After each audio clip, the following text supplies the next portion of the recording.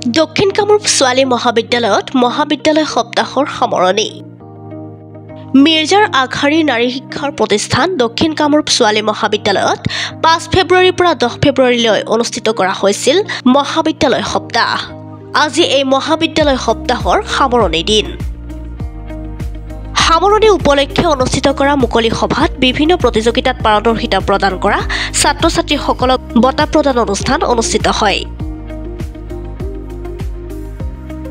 মুকলি সভাত উপস্থিত থাকে পলাশবাৰী সমষ্টিৰ বিধায়ক হেমাংগ ঠাকুৰীয়া, জৱাহৰলাল নেহৰু মহাবিদ্যালয়ৰ অধ্যক্ষ ডক্টৰ তপন দত্ত, দক্ষিণ কামৰূপৰ গৌৰৱ বিশ্বকাপ খো-খো মহিলা খেলুৱৈ তথা ৰেফাৰী ৰূপা দাস ঠাকুৰীয়া, দক্ষিণ কামৰূপ ছাত্ৰ সন্থাৰ সভাপতি বেদব্ৰত দাস, দক্ষিণ কামৰূপ ছোৱালী মহাবিদ্যালয়ৰ অধ্যক্ষ ডক্টৰ নৰকান্ত অধিকাৰী, উপাধ্যক্ষ ডক্টৰ ৰঞ্জন ভূঞাৰ লগতে মহাবিদ্যালয় ছাত্ৰী একতা সভাৰ বিষয়ববীয়াসকলৰ লগতে উপস্থিত থাকে ছাত্ৰীসকল।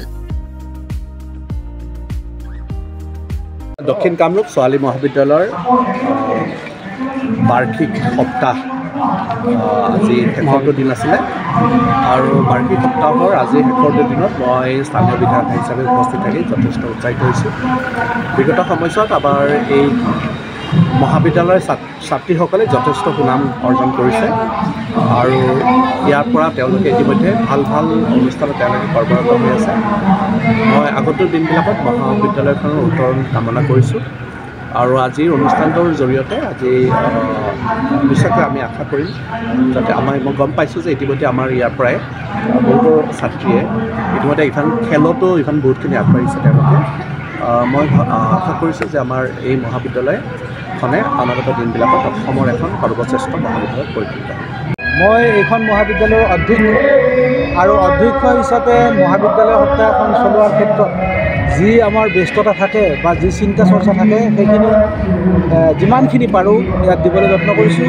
আৰু আটাইতকৈ গুৰুত্বপূৰ্ণ কথা হ'ল যে আমাৰ এই মহাবিদ্যালয় সপ্তাহত এইবাৰ আমি দুটা অতি গুৰুত্বপূৰ্ণ কাম কৰিছোঁ। এটা হ'ল আমাৰ এগৰাকী ৰাষ্ট্ৰীয় পৰ্যায়ৰ সংগীতজ্ঞ আমাৰ প্ৰাক্তন ছাত্ৰী প্ৰণীতা তালুকদাৰক আমি ইয়াতে মাতিছোঁ, তেখেতক সম্বৰ্ধনা জনাইছোঁ। আমাৰ ছাত্ৰীসকলৰ লগত তেখেতক চিনাকি কৰাই দিছোঁ আৰু তেখেতৰ দ্বাৰা সংগীত পৰিৱেশন কৰাইছোঁ। বৰ সুন্দৰ, তেখেতে আপ্লুত হৈছে, আমিও আপ্লুত হৈছোঁ। দ্বিতীয় কথা, আন এগৰাকী আমাৰ প্ৰাক্তন ছাত্ৰী আজি আপোনালোকে দেখিছে এটা আন্তঃৰাষ্ট্ৰীয় এগৰাকী খেলুৱৈ তথা ৰেফাৰী ৰূপা দাস ঠাকুৰীয়া, তেখেতে আমি নিমন্ত্ৰণ কৰিছোঁ, তেখেতে আহিছে। আমাৰ প্ৰাক্তন ছাত্ৰীসকলক উদ্দেশ্যি তেখেতে বক্তব্য ৰাখিছে আৰু সুন্দৰভাৱে তেখেতক আমি সম্বৰ্ধনাও জনাইছোঁ। আৰু তেখেতৰ যিখিনি সাৰুৱা বক্তব্য, সেই সাৰুৱা বক্তব্যই নিশ্চয় ছাত্ৰীসকলক উৎসাহিত কৰিছে।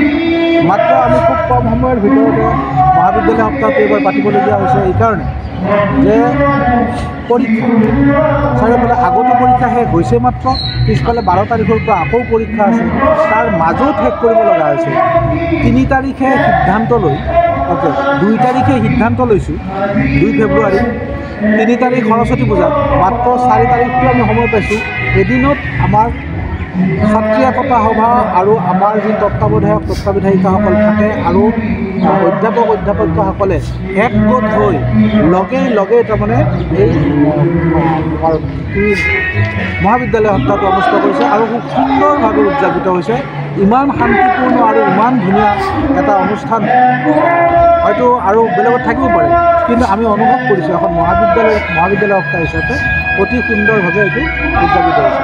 আজি এতিয়া সংগীত শিল্পী আমাৰ অসীম ৰঞ্জন দাসে সংগীত পৰিৱেশন কৰি আছে। এতিয়া আপোনালোকে নিশ্চয়